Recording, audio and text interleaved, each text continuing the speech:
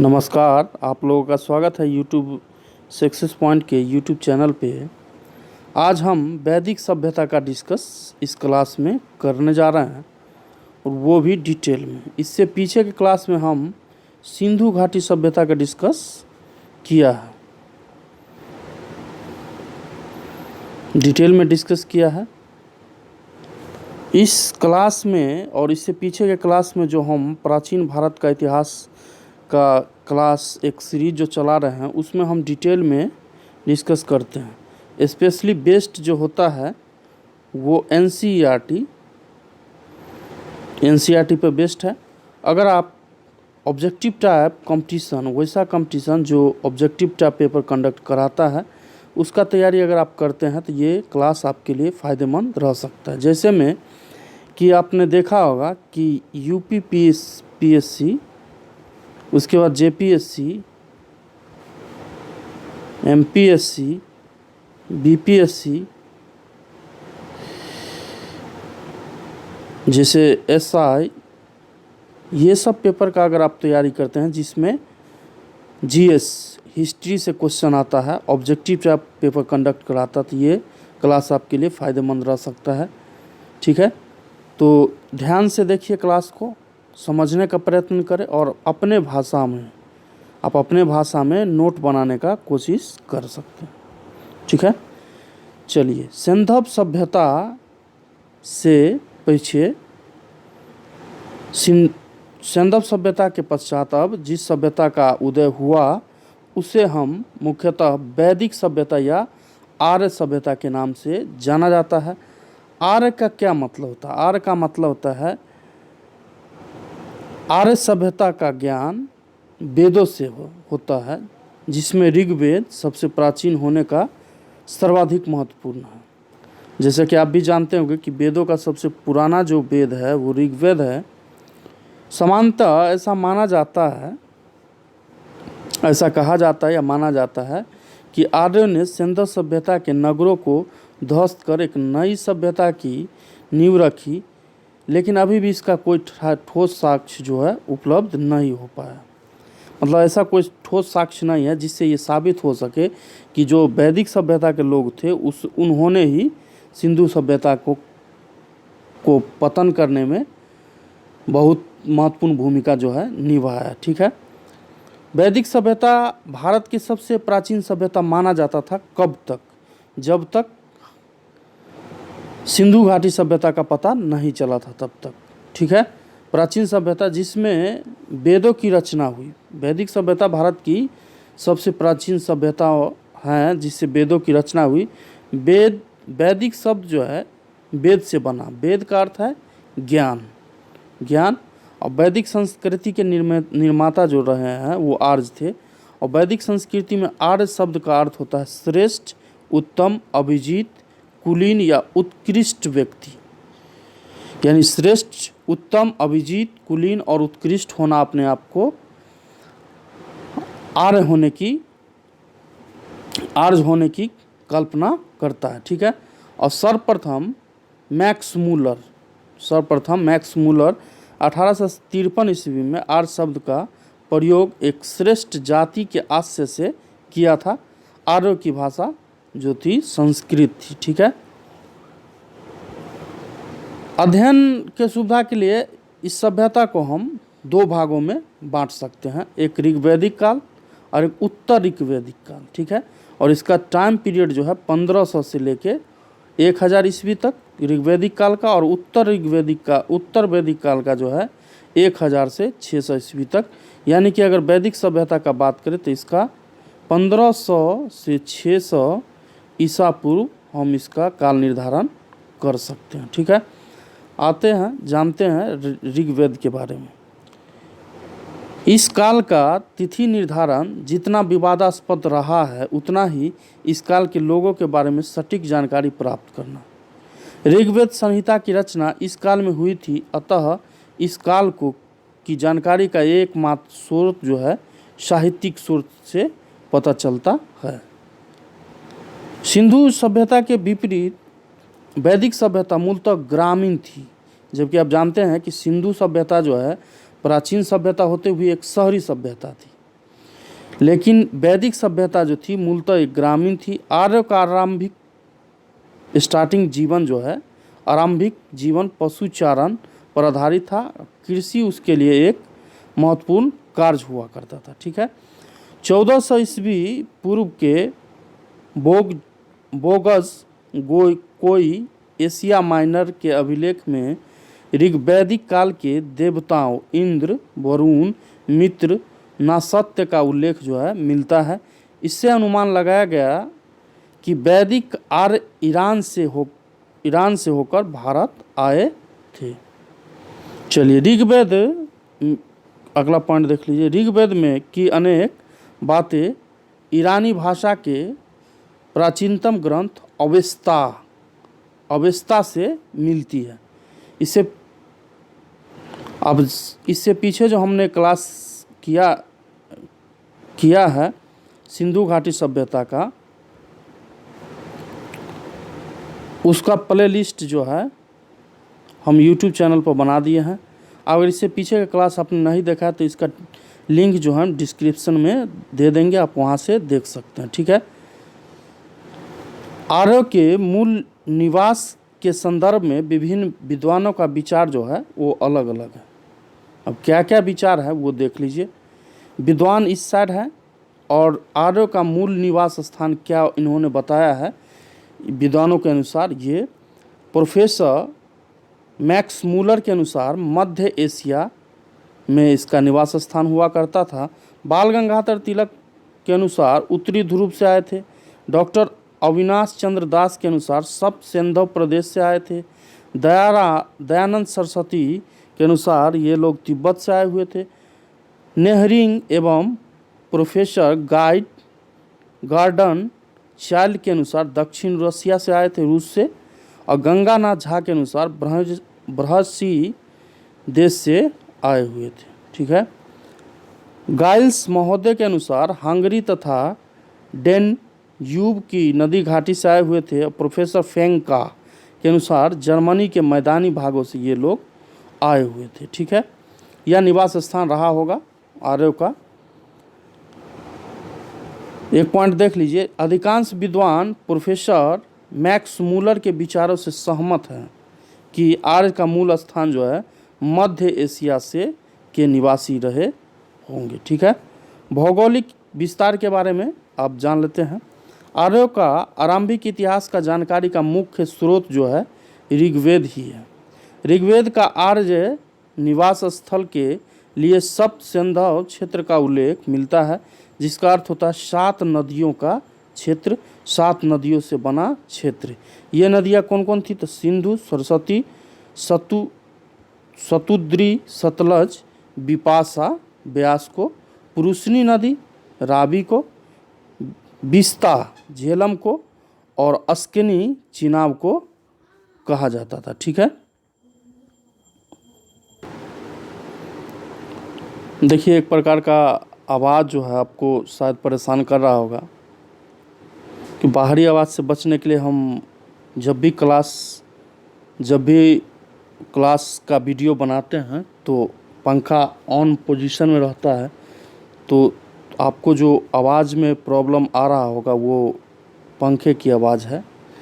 इससे बाहरी आवाज़ जो है उससे बच जाते हैं और बाहरी जो आवाज़ है वो कैप्चर नहीं कर पाता है वीडियो में। चलिए, ऋग्वेद से प्राप्त जानकारी के अनुसार आर्यों का विस्तार अफगानिस्तान, पंजाब तथा पश्चिमी उत्तर प्रदेश तक था। अफगानिस्तान कुछ ऐसे करके, अगर इंडिया को देखिए ऐसे, अफगानिस्तान यहाँ जो टच करता अफगानिस्तान, और यहाँ का इलाका पंजाब और उत्तर प्रदेश कुछ इस टाइप से टच करता हुआ। ठीक है। तो पश्चिमी उत्तर प्रदेश तक था। सतलज से यमुना तक का क्षेत्र ब्रह्मावर्त कहलाता था।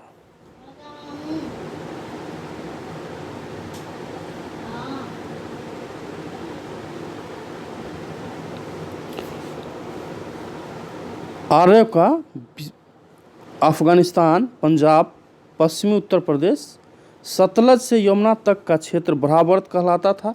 मनुस्मृति में सरस्वती और दृश्यद्वैती नदियाँ के बीच प्रदेशों को ब्रह्मवर्त के नाम से जाना गया या पुकारा गया। इसे ऋग्वैदिक सभ्यता का केंद्र माना जाता है। ठीक है।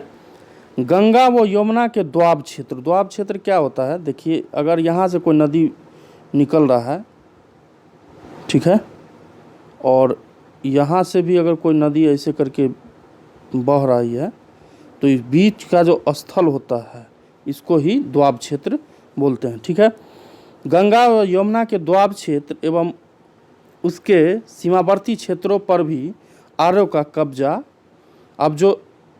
आर्यों ने कब्जा कर लिया था, जिसे बहिर्षी देश कहा गया। कालांतर में संपूर्ण भारत में आर्यों ने विस्तार कर लिया, जिसे आर्यवर्त कहा गया। ठीक है। चलिए, वैदिक संहिताओं में 31 नदियों का उल्लेख देखने को मिलता है, जिसमें ऋग्वेद में 25 नदियों का उल्लेख है। किंतु ध्यान देने की बात यह है कि ऋग्वेद के नदी सूक्त में केवल 21 नदियों का वर्णन किया गया। ठीक है। इस काल की सबसे महत्वपूर्ण नदी जो है सिंधु को बताया गया, जबकि सर्वाधिक पवित्र नदी जो है सरस्वती को माना गया। ठीक है।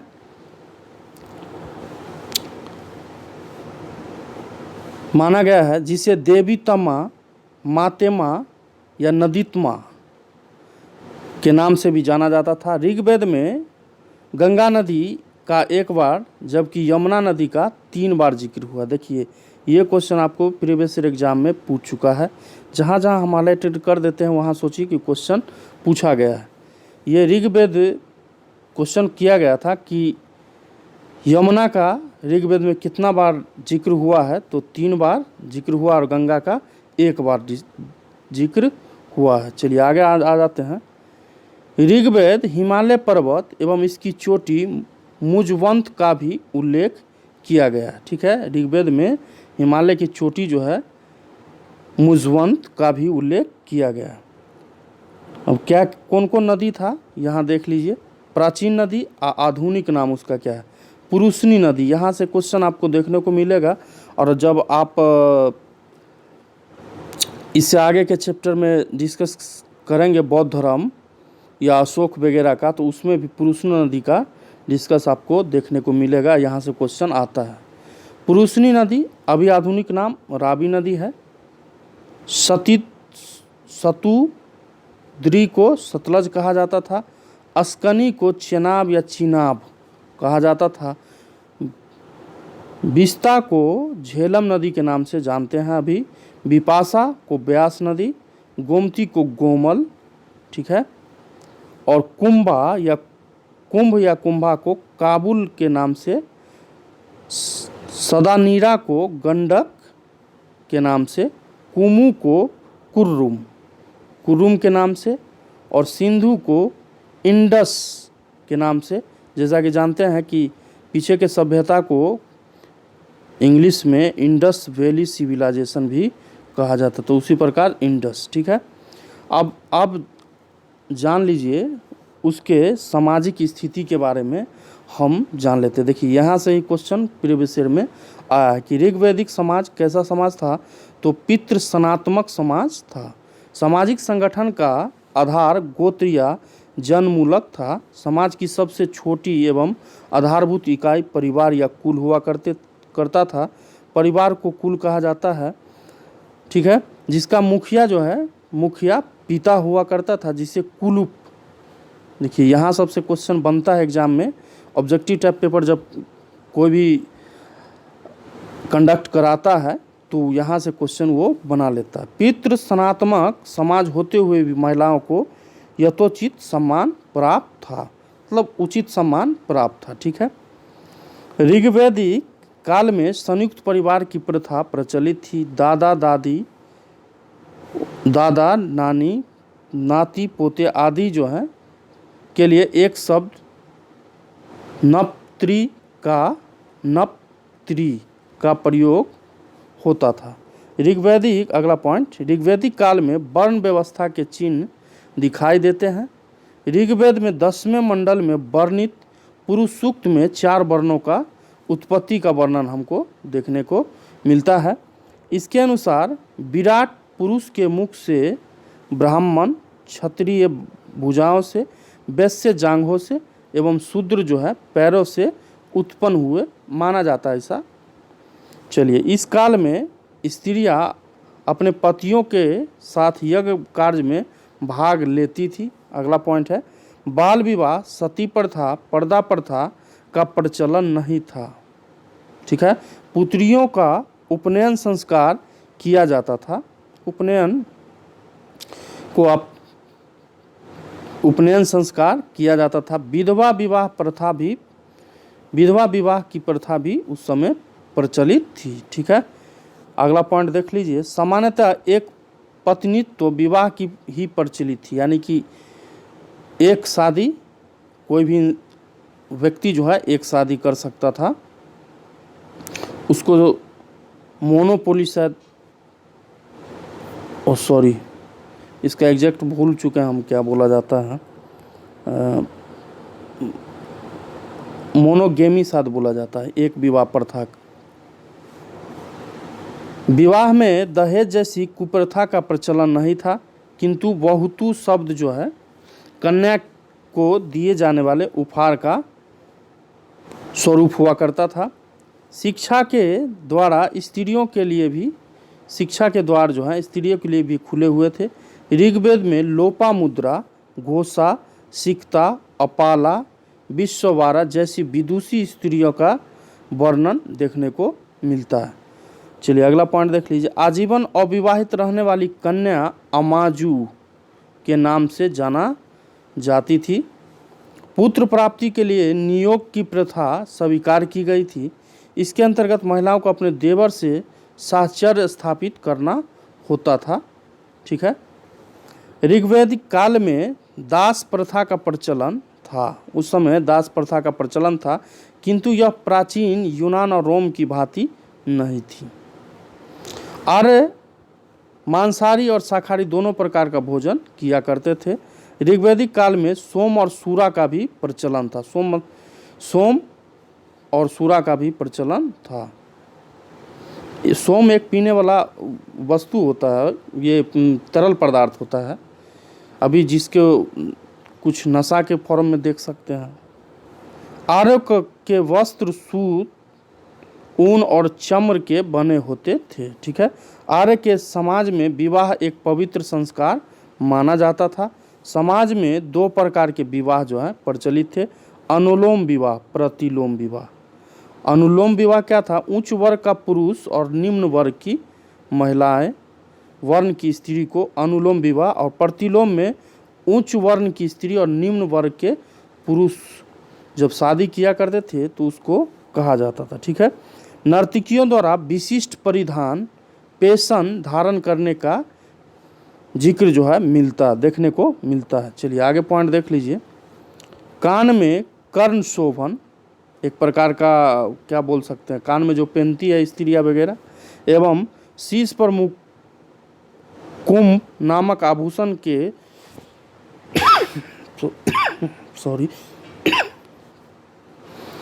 आभूषण के पहनने की प्रथा थी। इसके अतिरिक्त खादी, रुक्म, भुजबंद, केयूर, निरिपूर, कंकन, मुद्रिका आदि आभूषण भी धारण किए जाते थे। भिषज शब्द का प्रयोग ऋग्वेद में वैद्य के लिए हुआ है। भिषज अश्विन देवता को भी कहा जाता था। वैद्य का मतलब जानते हैं डॉक्टर। यक्षमा तपेदिक का उल्लेख अनेक स्थानों पर हुआ है।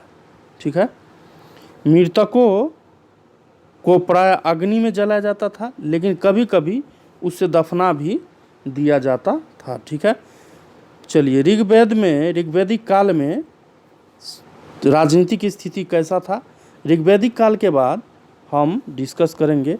जैसा कि आप देखे हैं कि इसके बाद उत्तर वैदिक काल का डिस्कस किया जाएगा। संभवतः ये क्लास जो है आपको 2 सेट में देखने को मिलेगा। तो चूंकि एक सेट में अगर क्लास वीडियो बनाते हैं तो ये बड़ा हो जाता है, इसीलिए इसको कोशिश करेंगे 2 सेट में बनाने का। और 2 सेट बनाने के बाद प्ले लिस्ट हम आपको तैयार कर देंगे, आप प्ले लिस्ट की सहायता से देख सकते हैं। ठीक है, चलिए, राजनीतिक स्थिति ऋग्वैदिक समाज कबीलाई व्यवस्था पर आधारित था। ऋग्वैदिक लोग जनों और कबीलों में विभाजित हुआ करते थे। बहुत सारा लोग का ग्रुप, कबीलों का एक राजा हुआ करता था जिसे गोप कहा जाता। देखिए यहाँ से क्वेश्चन आया है, यहाँ से एक बार फिर से आप देख ले, कबीलों का राजा को क्या कहा जाता था? गोप कहा जाता था। ठीक है, यहाँ से क्वेश्चन प्रीवियस ईयर में पूछा है। ठीक है, आर्यों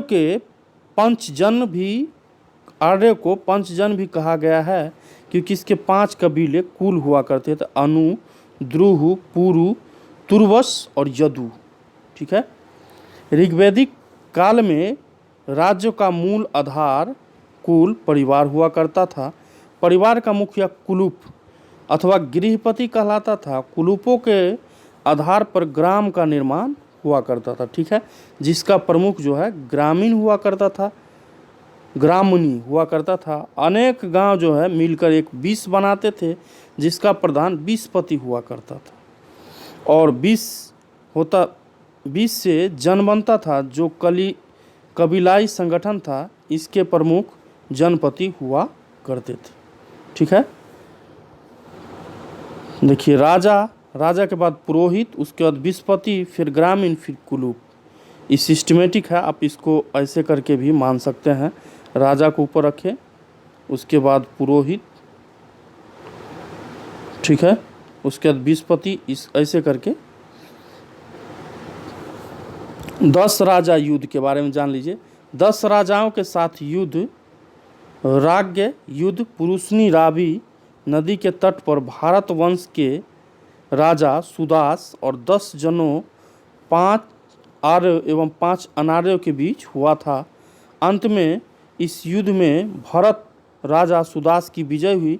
इस युद्ध का वर्णन ऋग्वेद में विस्तार से किया गया है।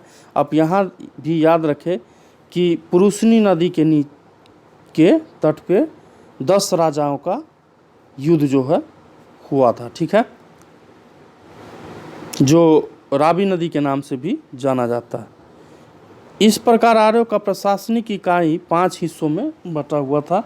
आर्य जो है 5 हिस्सा बनाकर शासन किया करते थे, कुल, ग्राम, 20, जन और राष्ट्र। ठीक है, राजतंत्रात्मक शासन प्रणाली मौजूद थी और साथ ही गणतंत्र भी था।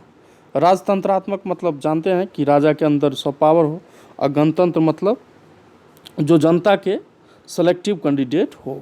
राजा का प्रमुख कार्य या कर्तव्य कबीले की रक्षा करना होता था। ठीक है, इस काल में अनेक जनतांत्रिक संस्थाओं का विकास हुआ जिसमें सभा, समिति, विदत प्रमुख है।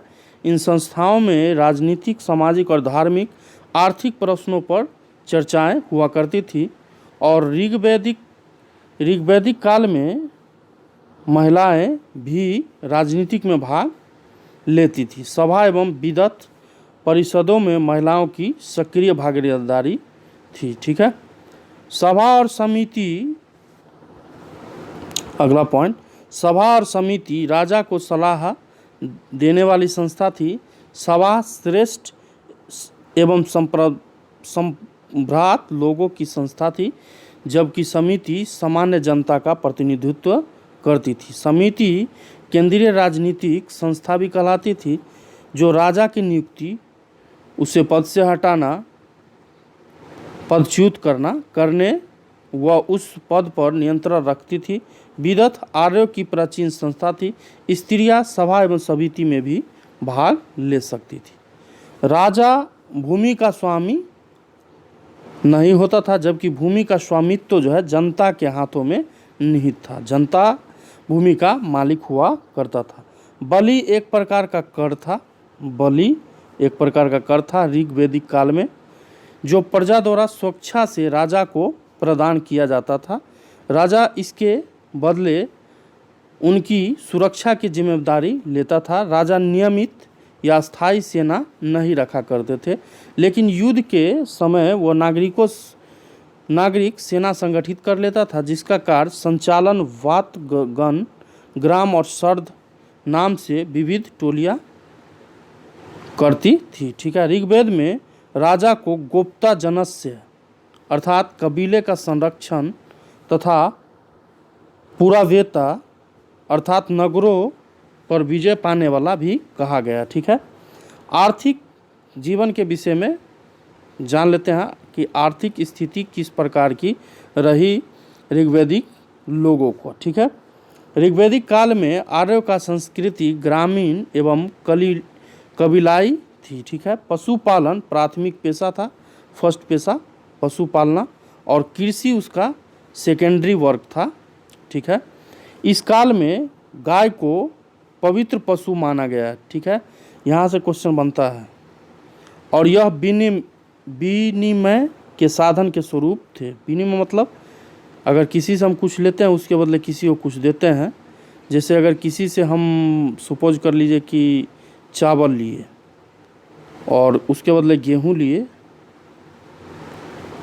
तो विनिमय का साधन इसे बोल सकते हैं। आर्यों के अधिकांश लड़ाइयाँ गायों को लेकर हुआ करती थी, और गाय को अष्टकर्णी भी कहा गया है, जो उसके ऊपर स्वामित्व का सूचक है। गविष्ठ गाय की महत्ता बताने वाला शब्द है। गाय को अगण्य, देखिए यहाँ से बीपीएससी क्वेश्चन पूछ चुका है। बीपीएससी में 1 मिनट,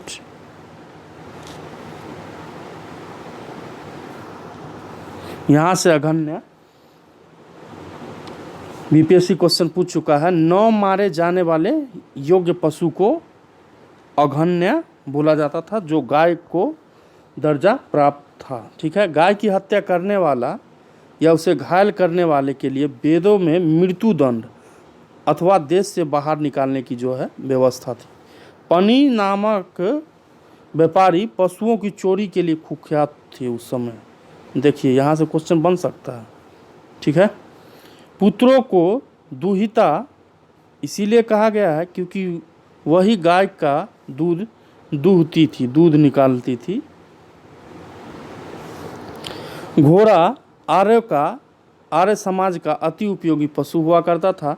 इसके अलावा गाय, भैंस, बैल, बकरी, ऊंट आदि ये पशु भी रखा करते थे। ठीक है, और ऋग्वेद में चतुर्थ मंडल में कृषि संबंधी कार्य का जो है वर्णन आपको देखने को मिलता है।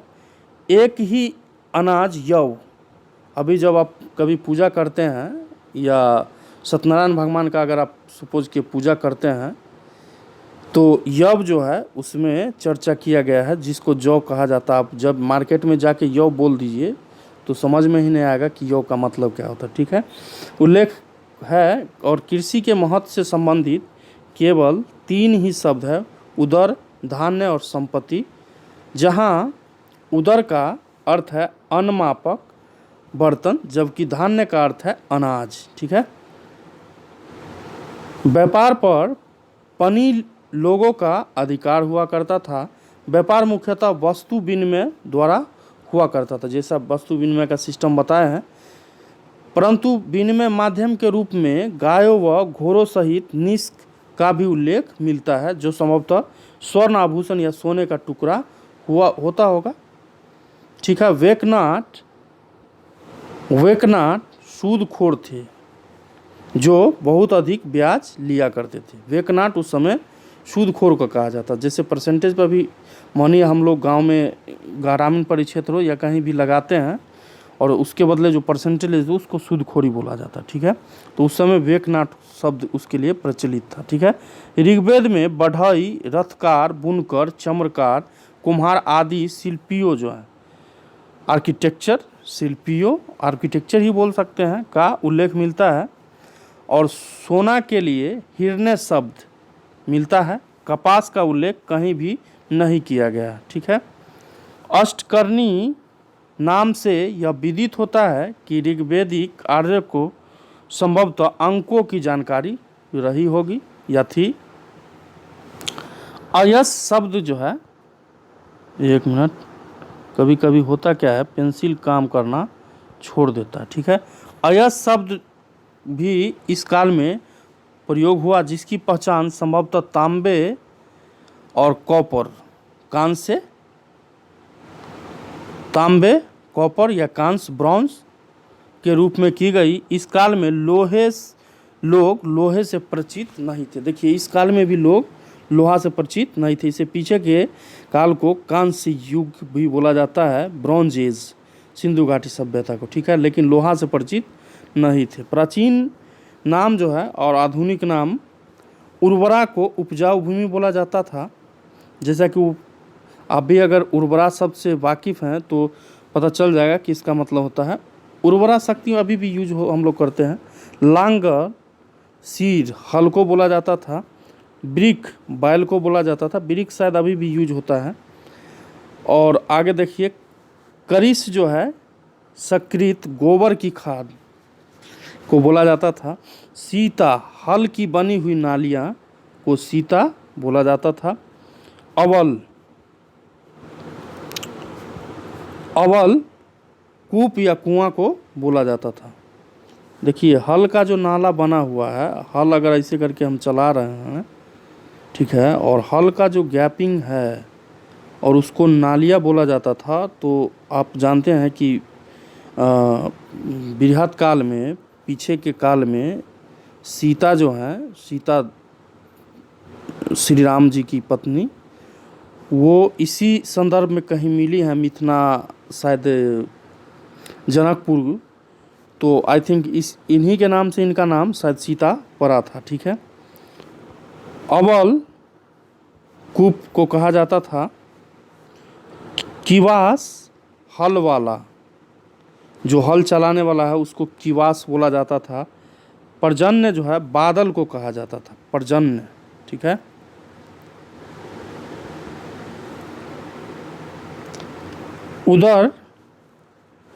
उर्दर अनाज मापने वाला पात्र हुआ करता था। तक्षण जो है बढ़ई को कहा जाता था। भीषज जो है वैद्य को डॉक्टर वगैरह को कहा जाता था। और कुशीद जो है ऋण लेने व बलि देने की प्रथा को कहा जाता था। अनस जो है बैलगाड़ी को कहा जाता था, ठीक है। अब हम इसी पे क्लास आज स्टॉप कर रहे हैं क्योंकि क्लास बहुत लंबा हो जाएगा, और इसके आगे के क्लास में आपको धार्मिक स्थिति देखने को मिलेगा और उसके बाद हम डिस्कस करेंगे उत्तर वैदिक सभ्यता के बारे में, ठीक है। तो पुनः एक बार बोल रहे हैं कि इससे फर्स्ट क्लास अगर आप लोग नहीं देखे हैं सिंधु घाटी सभ्यता, तो सिंधु घाटी सभ्यता आप वीडियो के डिस्क्रिप्शन में लिंक प्रोवाइड कर देते हैं, वहाँ से आप देख लें, और प्ले लिस्ट भी वहाँ से तैयार कर दिए हैं। 2 क्लास है, आप देख सकते हैं वहाँ से। और चूँकि यहाँ के बाद आपको कोई लुसेंट वगैरह अगर पढ़ते हैं तो फ़ायदा ही करेगा, लेकिन आशा करते हैं कि यहाँ के बाद क्वेश्चन एक्स्ट्रा कहीं से ना पूछा जाएगा, ठीक है। चूँकि एनसीईआरटी का निचोड़ जो है, सार जो है, मैक्सिमम पॉइंट कवर यहाँ कर लिया गया, ठीक है। तो जय हिंद, जय भारत।